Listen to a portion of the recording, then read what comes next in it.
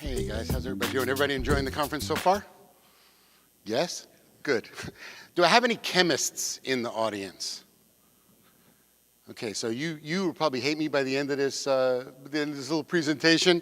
The real purpose of my presentation is to get people who are not comfortable with chemistry to realize it's not rocket science, it's not all that difficult, it's actually kind of fun, and also to realize that there are many interactions going on in your aquarium, and no one parameter is going to indicate the health of your aquarium. You really need to start to understand what some of those relationships are, what some of the cycles are, and how they relate to each other, and certainly that will have some indication and some relation to the health of your animals. We're going to start with some very, very basic stuff. We're going to start with the most basic concepts, and we're going to oversimplify a lot of stuff today. This is not meant to give you a complete understanding of all of the chemical reactions in your aquarium. It's a little bit of an oversimplification, but sometimes an oversimplification is an awesome way to start to understand something that's way more complicated.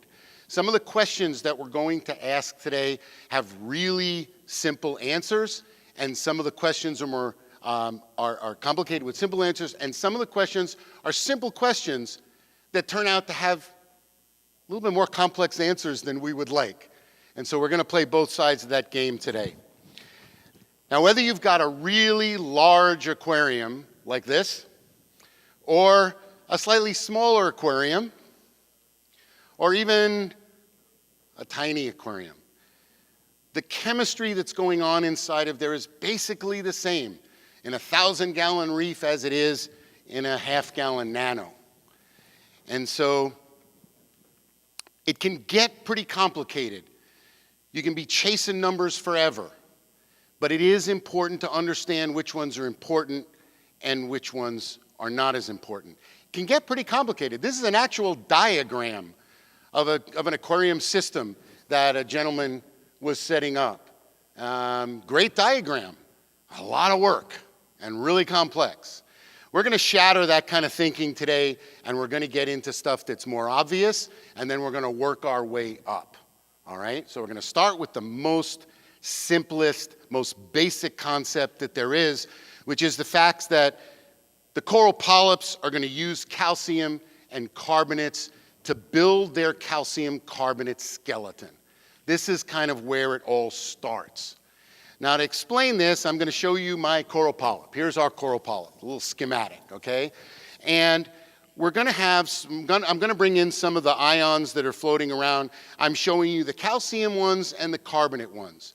Now, the first really important thing to understand about this is that most of the calcium and the carbonate ions that are floating around the tank are bonded to something. They're not a free calcium ion or a free carbonate ion. They're bonded to something. And those bonds are going to break and reform. We'll talk a little bit more about that later. But what I'm showing you in order to simplify things is a snapshot of one moment where I'm picking just the free calcium and carbonate ions to show you what this tank looks like at this particular instant in time. Now, these calcium and carbonate ions are going to float around, and the zooxanthellae, the coral polyp, with the help of the zooxanthellae, is going to find a calcium and carbonate pair. And it's going to pair those things up and deposit it down at the base of the coral polyp. And that's how that calcium carbonate skeleton gets built. And as this stuff floats around, the zooxanthellae is going to continue to help the coral polyp grab those calcium carbonate pairs and build its skeleton. That's how the coral grows. All that purple stuff that you see on the bottom of the coral there is the skeleton of the coral growing.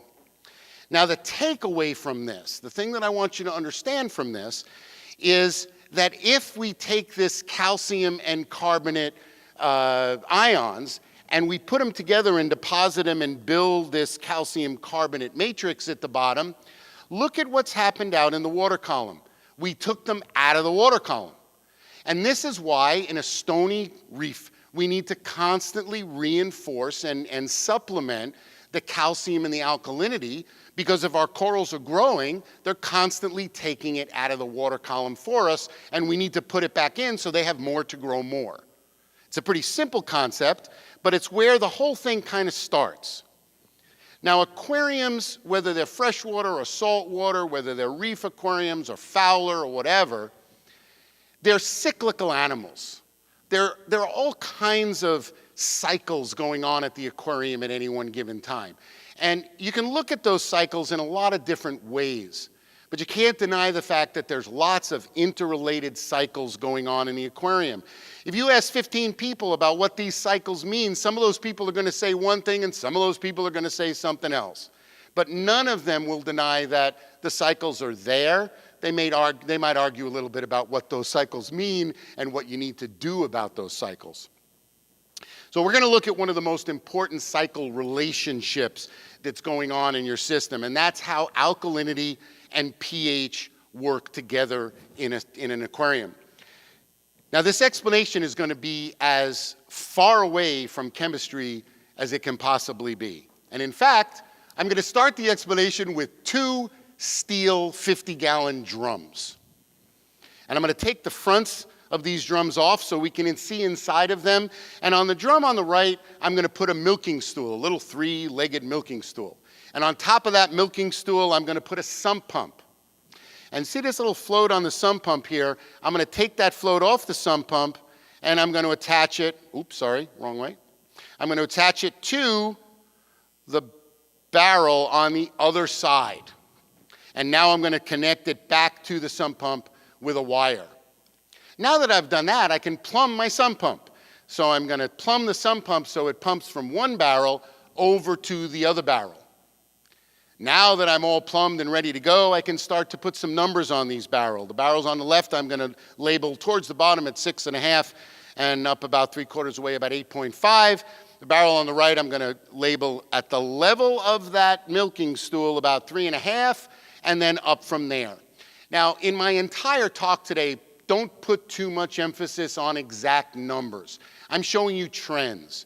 If you keep your tank one place or another, we're talking about highs and lows. We're not talking about exactly, 9.27653. All right, so now that we've got these labeled with their numbers, we can start to put some labels on these barrels. My barrel at the left there we're going to call the pH barrel. And the barrel on the right is going to be our DKH barrel. By the way, I'll use the terms DKH, alkalinity, and carbonates all kind of interchangeably. All right, so there's our barrels. Well, let's fill them up with some water. We're going to take the pH barrel, fill it up to about 8.4, and we'll take the DKH barrel and fill it up to about 7.5 or 8. So this is a healthy reef tank. And again, if you keep your parameters a little different, assume that those numbers are where you keep your parameters. All right, now, you go to your local reef shop and you buy a really beautiful, adult, gorgeous, big, fat pearl wrasse. And that wrasse is doing okay, but one night he burrows down under the rocks and he dies. I'm sorry, it happens. He starts to rot. Now, when that big, fat pearl wrasse starts to rot, it's as if we take a pitcher and we take some water out of the pH barrel. He literally is going to lower our pH. Now, he's a really big pearl wrasse, so he's going to continue to draw pH out of the barrel. But now look what's happened. Our water in our pH barrel has gotten to the level of that float valve. So the float valve now is tripping that wire and telling the sump pump to pump some water over. And so it does. And our level in our DKH barrel drops a little bit, and our pH comes back up to 8.2 to 8.4. He's a really big wrasse, and he's really still rotting away, so he goes in and he takes more pH out of that barrel. And again, the water level drops down to the place where it trips the float valve, and more DKH comes over. Now you can see what's happened is that the water in our DKH barrel is down at the level of the milking stool. So if he's continuing to draw pH out of the tank, we're going to start sucking air with that pump. And of course, the point of this is to show you what happens. So yes, he does. And now what happens is our pH is going to continue to drop because we have no DKH in reserve to pump over. This is the basic way that pH and DKH interact with each other. There's other things that go on, which stabilization of the pH and whatever, but in its most basic form, the DKH is kind of pH in reserve. And as the pH goes down, the DKH gets converted and brings it back up. Your reef tanks really want to be 8.2 to 8.4 pH. Now, getting that pH to drop down to a dangerous place is actually what happens in a freshwater tank. It's actually one of the most dangerous things about freshwater. It's what happens in a fish-only tank in saltwater, but it is not what happens in a reef tank. Because in a reef tank, we have tons of that calcium carbonate base. And think about it, calcium and carbonates. And if you remember, I said DKH could be also called carbonates, all right? So what happens in a reef tank is when the alkalinity gets low enough that it would affect the pH, the calcium carbonates break down. Two things happen. Calcium goes into solution, and the carbonates go into alkalinity. In that case, we go back to our drums here, the alkalinity goes back up, which gives us some DKH in reserve to pump over into pH, and our pH comes back to 8.2 to 8.4. So your reef tanks that have this huge base of calcium carbonate in them really want to be in that 8.2 to 8.4 range, and if they're not, we need to look at why they're not there. Now, the most common reason, there's three things that you'll find that most commonly will cause that pH to want to drop. Either bad circulation, and then you've got an area of detritus that's kind of acting like the big pearl wrasse and dropping everything out. Bad circulation, bad aeration, or CO2 pooling. CO2 is a heavy gas, and so it tends to sit on top of the water, and it lowers the pH. The reason I'm showing you this slide here is because it's also important to understand that when we aerate water, the only place that gas exchange happens is when water tension breaks. So no matter how many bubbles I have going up the water column, there's no gas exchange the whole time they're going and elevating in the water column. When they get to the surface and they break, and the surface tension breaks, that's where we get our gas exchange. And what all this shows here is if you have just a very, very small surface area for that to happen, your aeration is going to be very poor. If you have a larger surface area where there can be a lot of surface breakage, then you get a lot of aeration. It's part of the reason you want a lot of twinkle in your tanks, because that shows a lot of surface breaking of the water. All right? One of the biggest places that the aeration is going to happen is in the protein skimmer. And if the protein skimmer is pulling air that is high in CO2, like from a floor, sometimes you will see this type of pH problem. Now let's look at another relationship, the relationship between calcium and alkalinity, certainly very important in reef tanks. There's an inverse relationship, a teeter-totter relationship between the amount of calcium and the amount of alkalinity that can go in solution. So you can see here up at 10 or 11 DKH alkalinity, we can only get about maybe 330, 340, 350 parts per million of calcium in solution before we're going to get a calcium carbonate precipitate. If I lower the alkalinity, I can get more calcium in solution. If I lower the calcium, I can get more alkalinity in solution. There's very little that you can do about the fact that this is an inverse relationship. We're going to talk in a minute about one of the things that you actually can do about it. An interesting thing about this is that even though you can't influence the fact that this is an inverse relationship, there are things that will influence where that inverse relationship happens. For instance, an extremely high magnesium level will raise this whole graph up so that now at your 11 or so DKH, 10 or 11 DKH, now look, we're up in the 360, 370, 380 range. it's raised the whole thing up, and we'll talk in a minute about how it does that. The really cool thing about that is that phosphates will do exactly the same thing, but they use an opposite mechanism to make it happen. Now, with the advent of a lot of ICP testing, we're all able to look at these chemical properties in our tanks much closer than we used to be able to look at them. And so, number one, you have to know that you don't want to go chasing numbers, but number two, you want to know that you do want to look at those numbers to see where they are and understand what they mean. And it's easier to understand what they mean these days because we can look at them more closely than we used to.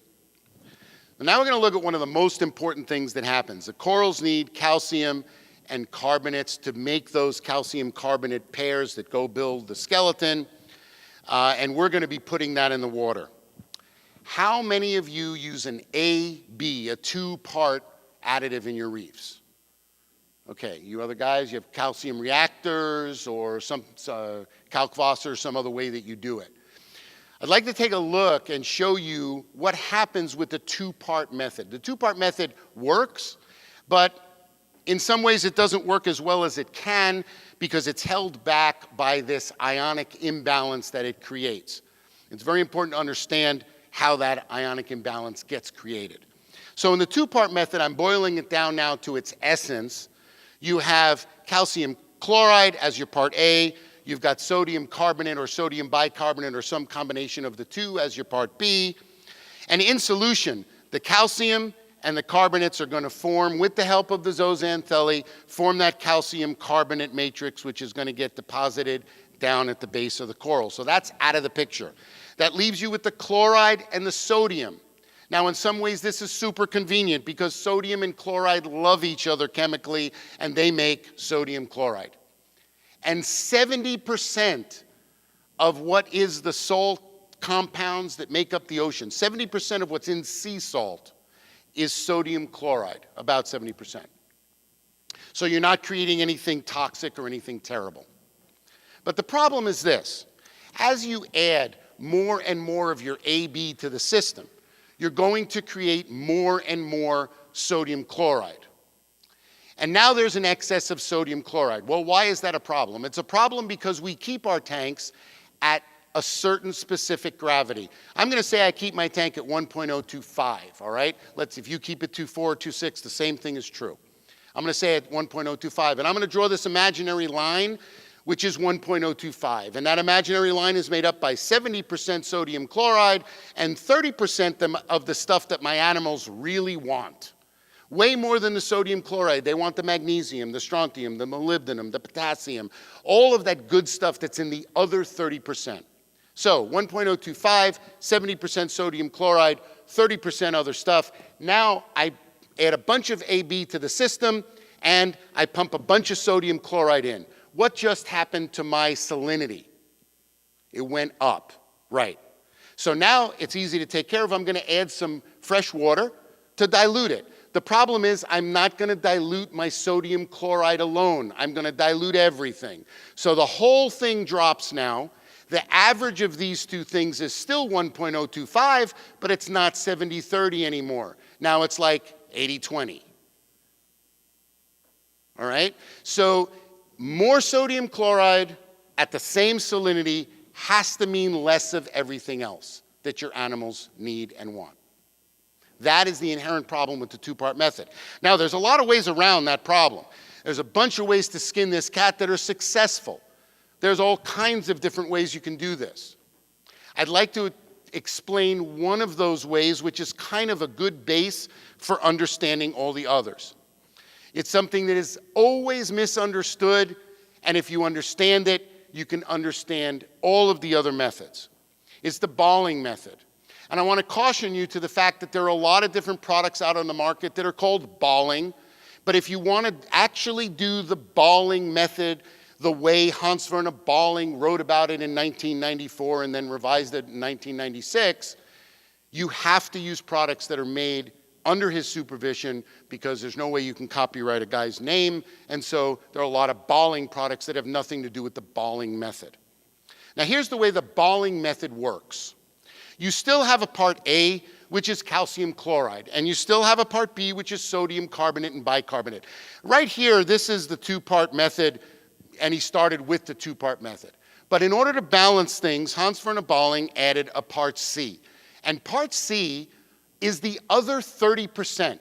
It's everything that's in seawater, but no sodium chloride, and of course, none of the calcium and the carbonates that we're getting from the part A and B. The way it works is this. The calcium and the carbonates still form the calcium carbonate matrix that goes down in the corals. That's out of the equation. You're still left with the chloride and the sodium, and that still forms sodium chloride.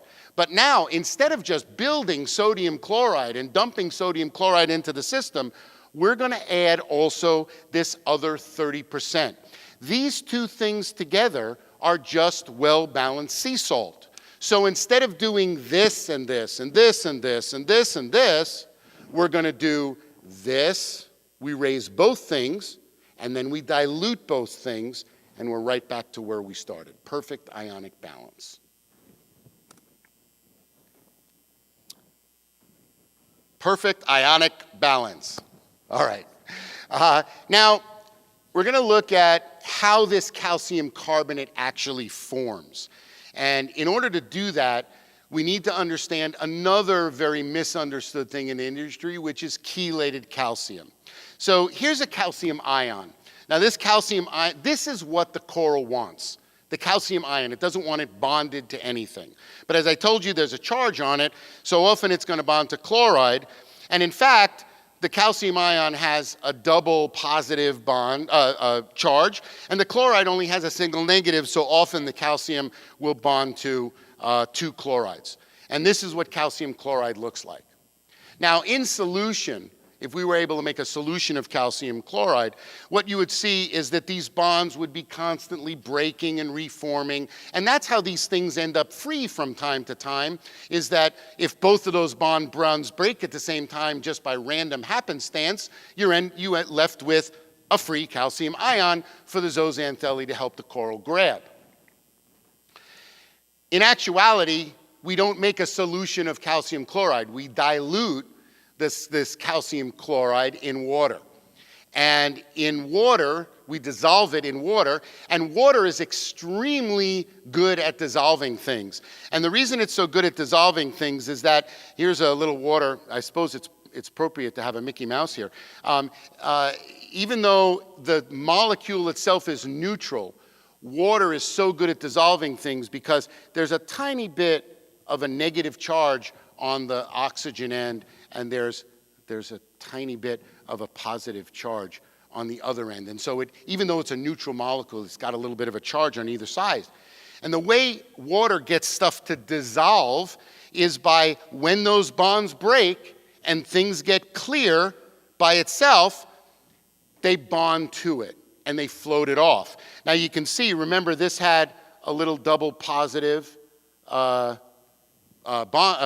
charge on it, and so all the negatives of the water have surrounded it so that they can float it off. And this is how we dissolve calcium chloride. But there's a thing called chelated calcium. And this is here's our calcium ion again, and when it's chelated, what happens is, I'm going to bring our chelate in here, what happens is that the chelate bonds to the calcium ion so strongly that the poor little water molecule that's trying to get in there and surround it can't get it alone. It doesn't break off. So now the question is, well, how do we dissolve the chelated calcium in water? The water is really, really smart. And what it does is it completely surrounds the calcium and the chelate and then floats the whole thing off. The problem is that the calcium ion itself never gets free to allow the coral to use it with the carbonates. And many products use chelated forms of calcium because they never form a calcium carbonate precipitate when you mix them up. So if we're looking at relation to salt, for instance, if you want to know if your salt has a chelated calcium in it or not, mix it incorrectly. The salt instructions always tell you, add the dry salt to the water. Do the opposite. Add the water to the dry salt. If you can add the water to the dry salt slowly and mix it up and not get a calcium carbonate precipitate, a white cloud in there, then it was probably chelated. If you use a product that is not chelated, when you add that water to the salt, the concentration is so high that you'll precipitate a huge white cloud of calcium carbonate. And that's the kind of product you want to use, because the same thing that prevents the calcium ion from precipitating in the bucket also prevents your corals from being able to use it. So now that we know about how this little calcium ion gets free, let's look at how this actually forms. So here's a bunch of calcium and carbonate crystals. We're down now inside the coral polyp, and we're looking at how this is all happening with the help of the zooxanthellae, and it's making a crystal. The calcium bonds to the carbonate bonds to the calcium, and we end up with this crystalline formation. And this crystal is what it looks like if we were to get down on the molecular level and look at the skeleton of the coral itself. The takeaway from this one right here is that all of our calcium and carbonate has ended up in our crystal, and now there's none in the water column. So again, if we want our coral to be able to continue to grow, we have to put calcium and carbonates into the system. That's why your calcium and carbonate keeps dropping. Now, if you remember, I said early on that we would talk about what happens with a high phosphate level and a high magnesium level. And it is a little bit of chemistry, but it is really, really fascinating. So here's that same diagram, this snapshot of the calcium and the carbonate ions, and you'll see that I've added in a couple of these big, phosphate ions are big, a couple of these big yellow phosphate ions. So once again, our crystal starts to form with the calcium bonding to the carbonate and the carbonate bonding back to the calcium. But now what happens is that our phosphate is going to get into that crystal and take the place of the carbonates. And once they take the place, you can see that this carbonate now can't get in and bond to where it wants to because there's a phosphate in the way. Now this crystal is done forming. These guys can roam around all they want. The crystal can't really form much more. There's a little bit more that'll form at the bottom, but it's kind of tied up because the phosphate has gotten in there and shut this crystal formation down. The takeaway from this is that before, we had no calcium and carbonates out in the water column. And now look, we've got calcium and carbonates that are stuck out in the water column that can't get into the crystal.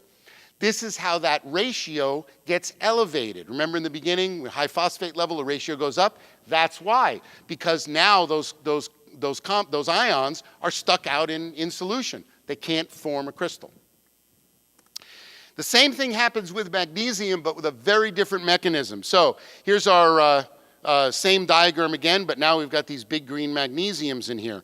And once again, the calcium carbonate crystal starts to form. But now watch what happens. As this crystal is forming with the very high levels of magnesium, the magnesium has bonded to the carbonates that are out in the water column. Those carbonates are not free to go bond to the calcium and form the calcium carbonate matrix. So this is now shut down because all the carbonates are bonded up. Now, this carbonate right here that's bonded to this magnesium will show up on your test kit because it's still a carbonate. So it'll show up on your test kit, but it's not available to your corals to make calcium carbonate matrix. I like to talk about this magnesium situation because I read a lot on the internet about people that say, oh, if you're having bryopsis or you're having some type of algae formation that you don't like, that you can raise your magnesium level up to 16 or 1700 and kill it off. Now, there's no scientific basis for why that works. There certainly is a ton of anecdotal evidence that that actually does work. However, what they never tell you is that during this period of time that you've elevated that magnesium level, you've stopped your calcium carbonate formation happening in your corals. So if you're going to elevate your magnesium level up to that 16, 1700 to deal with some kind of algae, you need to make sure that you elevate your carbonate level and your calcium level so that your animals can continue to exist and grow. And then when you kill off that algae that you're trying to kill off, then you need to go back and do some very aggressive water changes to get that magnesium, that excess magnesium, out of your tank so that you can go back to normal parameters. And that's why. All right. Now, we're talking a lot about different relationships, and it's important to understand that there's a lot of different ways to look at things. You take half of what I said, or take 3/4 of what I said, and go down to the exhibit floor there and repeat it to some guys. They'll give you some other opinions. There's tons of different ways to look at things. Here's a periodic table that we all know and love from high school, right? No, we're not going to talk about these specific chemicals. But it's important to understand that there's a lot of ways to represent the same material. These are all periodic tables. They're just periodic tables designed in different ways. My favorite one is this one. I think the guy that designed that periodic table, I'd love to talk to him and find out what kind of pill he took or something. So we're going to look at something in a different way than you've been hearing about it, and it's carbon dosing. Carbon dosing, I'm a big fan of carbon dosing. I'll put that right out there right now. But carbon dosing has gotten a bad rap. And carbon dosing gets a bad rap because most of the time it's not done correctly. People say, oh, I want to lower my phosphate nitrate level. Let's throw in a bunch of vodka or vinegar or sugar or one of the other products that's made. There's tons of different ways to do it. It turns out that not all carbon dosing is created equal. And in my opinion, it's not really for lowering your nitrate and phosphate level. There's a much more important thing that it does. And what I want to do as my last little thing today is to talk about the really important thing that carbon dosing does. Now, there's a reason that everybody says carbon dosing is for lowering your phosphate and nitrate level. It's because the theory of carbon dosing comes from commercial fish aquaculture where they want to grow, 10,000 sun bass in a big tank, and it's way overpopulated. And if they carbon dose, they can get the nitrate and the phosphate level down. So that kind of bled over into the aquarium trade, that using the carbon dosing is for lowering the phosphate nitrate level. And it does do that, and that's a great byproduct, but it's a byproduct. Here's how it really works. Here's our coral polyp again. Now, coral polyps have an excellent mechanism for taking nitrates out of the water column. And they have a lousy mechanism for taking phosphates out of the water column. And this is really unfortunate because they can live in a zero nitrate environment and they can't live in a zero phosphate environment. So the very thing that they need, they don't have the ability to get at the very low concentrations that we keep them in reef aquariums. Now, there is beneficial bacteria that's floating all around the aquarium and living inside the corals and living inside everything. There's all kinds of beneficial bacteria and fungi in that aquarium. And the interesting thing about that beneficial bacteria and fungi is that it has exactly the opposite. It's got an excellent mechanism for getting phosphates out of the water column and pretty lousy mechanism for getting nitrates out of the water column. So the way carbon dosing works is this. Here's our beneficial algae, and he's going to eat a bunch of phosphate. He's going to swim around the tank and eat a bunch of phosphate, so he's got a bunch of phosphate inside of him. All right. Now we go, and that lowers the phosphate level in the aquarium because he's eaten it, took it out of the water column. All right. Now we go to our aquarium, and there's our coral polyp again. And this bacteria and fungi is going to float around the tank filled with phosphate, and the coral is going to eat a lot of it. And if you can see there's a guy over here because the skimmer is going to take some out too, so we let that guy escape. But most of the bacteria is going to be eaten by the corals. And when they eat the bacteria, they're getting the phosphate in them. All right? And that maintains that phosphate out of the water column, and now it's in the corals. And the corals needed that phosphate in order to grow. Now what happens is the corals start to grow. And remember, the corals have a really good mechanism for getting the nitrates out of the water column. So as the corals grow, the nitrates come out of the water column. That's why the phosphates and the nitrate level go down with carbon dosing. And the really key thing here, the most important thing, is that yes, your nitrate and phosphates went down, but much more importantly, we gave the coral polyps a mechanism for getting those phosphates that they really need when our phosphate levels are down under 0.1, which is extremely difficult for them to do. That to me is way more important. I could do a bunch of water changes and get the nitrate and phosphate level down in the tank, but it didn't go into anything that needed it. It went into my drain. So, hopefully, some of this was understandable for you today. You saw that we took some simple concepts and made them a little bit more complicated, but we also took some simple ones, some complicated ones, and made them a little bit more simple for you. I am available at 3:01 to answer whatever questions you guys have, if you have further questions. I think I've got a stack of cards here in the back that I can give anybody a card that they would like. And I'm done a little bit early, so I'm also happy to entertain any questions that you guys might have.